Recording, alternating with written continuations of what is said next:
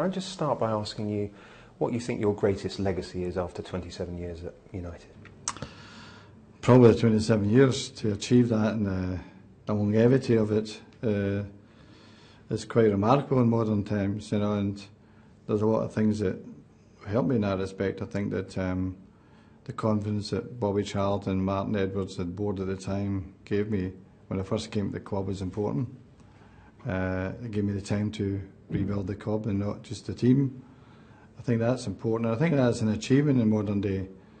Obviously, after the initial winning the cup in 1990, then you have to be successful, and I've had a great journey in that respect. It's I get to look back and be proud of all the things we have done. And it's not just about the success, is it? It's also the way the club has grown as a brand, become so rich and powerful. What are your views on how the club has just been transformed during that time? It's amazing, David. I mean, I don't know. They always had that romance. United always had the romance. When I first went to Taiwan in 1989, I couldn't believe the adoration of the players. They were following them everywhere. They were in the hotel, etc., etc. Now, since then, the brand has come into it and become a worldwide brand in terms of ourselves, and probably Real Madrid are the two biggest. And it's a lot to do with, I think, the way they play, the successes they've had, and the great players they've had. I think those three things are the reason we are the brand we are.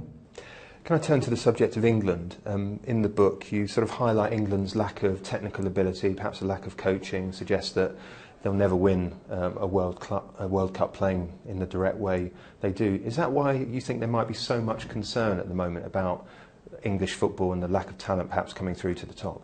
I think you're right. I think that it's obvious when they're creating committees to assess where anyone should be going, etc., etc. It's a big challenge, that if you look at the culture of Brazil, for instance, where kids are playing for their born almost, I think creating that culture in Britain is important. I think there was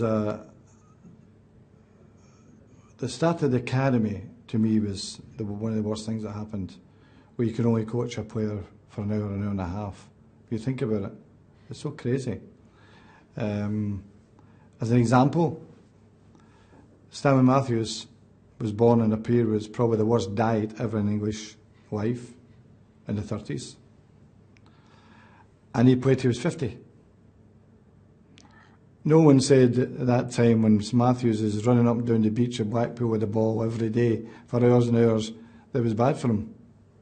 He don't have enough time with the ball, from a very early age. And if they create that, then there's no reason to think otherwise, that they'll become a great nation again. And the same with Scotland. I have a great concern about Scotland also, and the same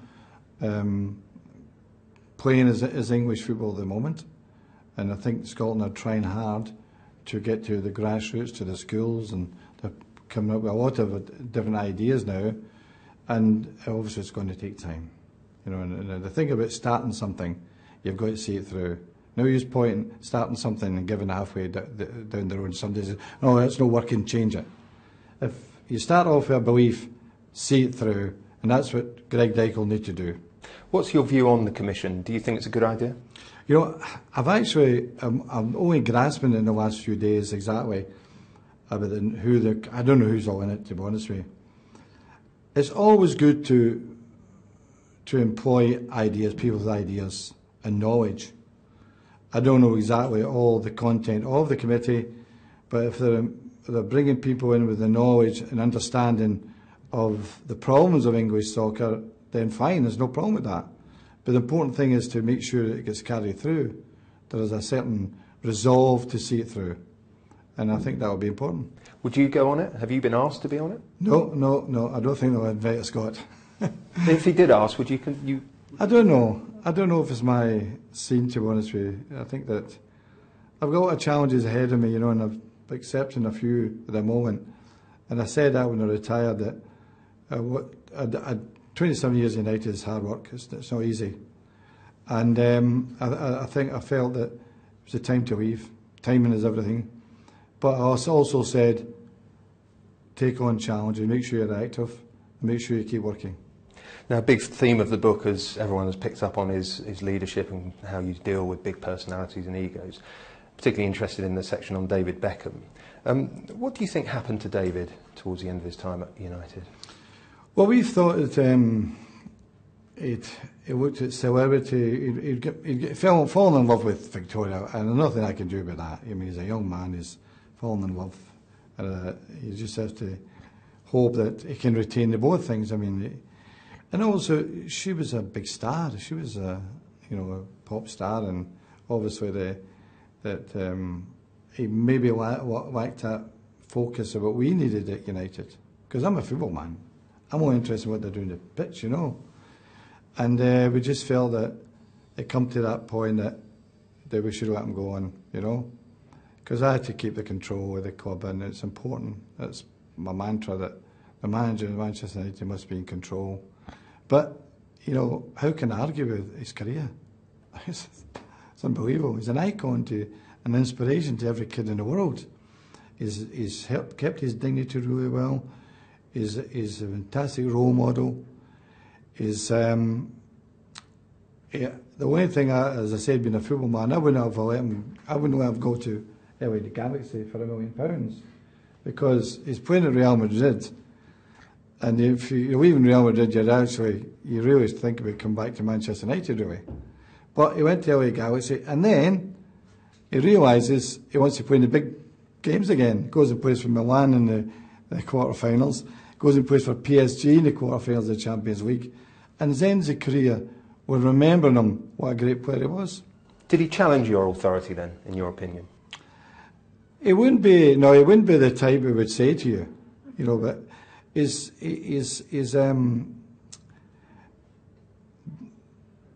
how would you put it? His work rate wasn't the same. And that's what really made him, he was the ability.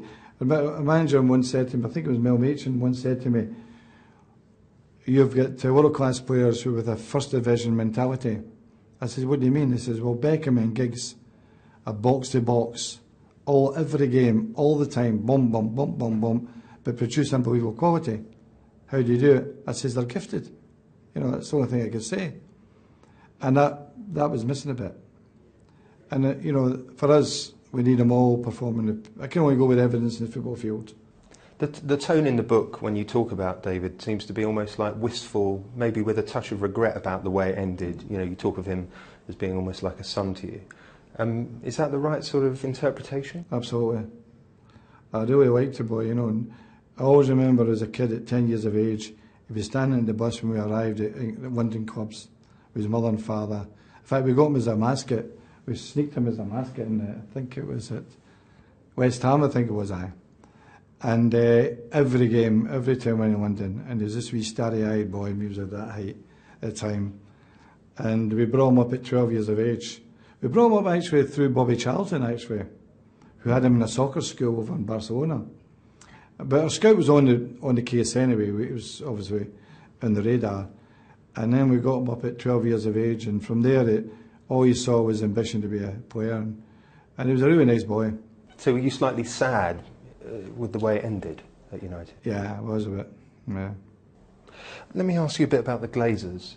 In the book, you sort of talk about, fully supporting them, but were you ever torn by the fans' reaction to them when they came in, and perhaps the debts and the interest payments and that sort of stuff? The only thing I had to wait for was that would I be able to buy players in the same level as I always had to, And I always said that United, they'd always find the money, If you got to remember this, that when I came to the club, we could only buy players through season ticket money. And that's how they buy the players. So, for instance, in my first signing was Brian McQuair and Viv Anderson. That was season ticket money, It wasn't until we went PLC that the ability to buy bigger became obvious, And they never interfered with that part. So I was always able to go to him and say, or to David Gill would always be the conduit, to buy a player, and he would put it to the Glazer family, and they would okay it. So wife just carried on, to be honest with you. So I had no issues with it at all. Last question. Now in retirement, how difficult has it been for you to let go? I have let go. There's no question about that. But how hard has it been for you? You've been so addicted to it for so many years, been right in the centre of it, but now you're not. How hard has that been? Well, in a way, I'm relieved. I'm relieved that we won the league as my last act. That was really important to me to go out as a winner. And I think, to be honest with you, my time had come. The industry is getting harder. You know, apart from the agents and the different type of press you've got today, because the press is not just the written press. The press is yourself, Sky Television, Fox. You know, it's gone all over the world now. Al Jazeera. It's widening all the time, and you've got to deal with all that. And I think coming up for 72 years of age, I think I wasn't looking forward to it if I'd have stayed on. You know, too much. In terms of if you want to do your job properly, you have to cut off things that allow you to carry on. And press wouldn't have been one of them because you wouldn't be allowed to. You know, so in that respect, I'm relieved. I've done my time. I've had a great career at United. Fabulous club, fabulous players, and I go and do something else.